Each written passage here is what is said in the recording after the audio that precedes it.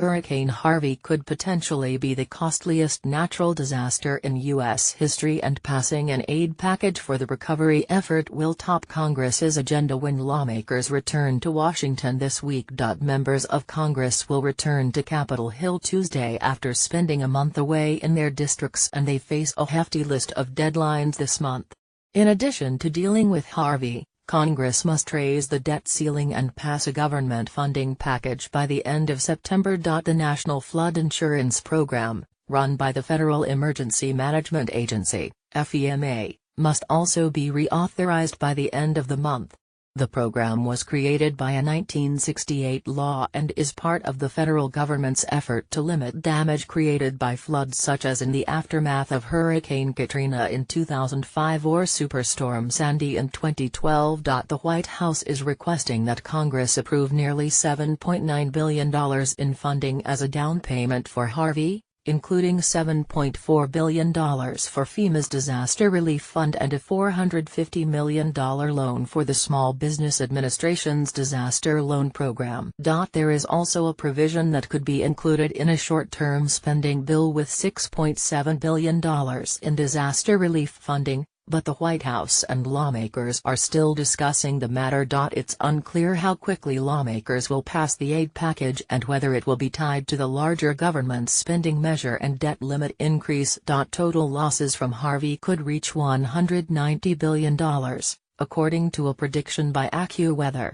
which would make the storm the most expensive in modern U.S. history. Here are some of the other costliest natural disasters to ravage the nation in the last 2 decades. 2012, Superstorm Sandy. Estimates show that Superstorm Sandy, which struck the U.S. in October before the presidential election, caused more than $71 billion in damage. New York and New Jersey took direct hits from the storm, and about 150 people in the U.S. died as a result. In response, Congress appropriated roughly $60 billion for federal assistance, which was later cut by sequestration set by a 2011 law.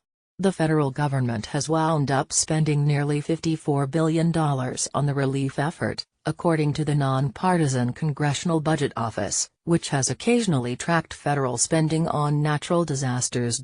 2008, Hurricane Ike, which became a Category 2 hurricane, caused damage along the coastline in Florida, Mississippi, Louisiana and Texas in September 2008. It caused an estimated $29.5 billion in damage, according to a 2011 report prepared by experts at the National Hurricane Center, and CBO says that total federal spending on the relief effort topped more than $12 billion.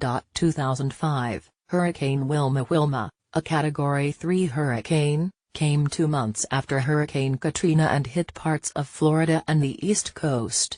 The storm caused $21 billion in damage, and total federal spending on the relief effort topped more than $6 billion. 2005, Hurricane Katrina. Before Harvey, Katrina was viewed as the most destructive, costliest and deadliest hurricane ever to strike the U.S. The storm, which reached Category 3 status, destroyed New Orleans and other parts of Louisiana in August 2005. Killing at least 1,800 people. Katrina caused $108 billion in damage, according to FEMA, and CBO says that total federal spending on the recovery amounted to more than $110 billion. 1994, Northridge earthquake. The 6.7 magnitude earthquake struck Los Angeles caused significant damage, totaling $44 billion. According to the U.S. Geological Survey. 1992, Hurricane Andrew. In August 1992, Andrew, a massive Category 5 hurricane, struck South Florida and Louisiana, causing more than $26 billion in damage. In response, Congress passed an aid package totaling $11 billion, which was signed into law by then-President George H. W. Bush.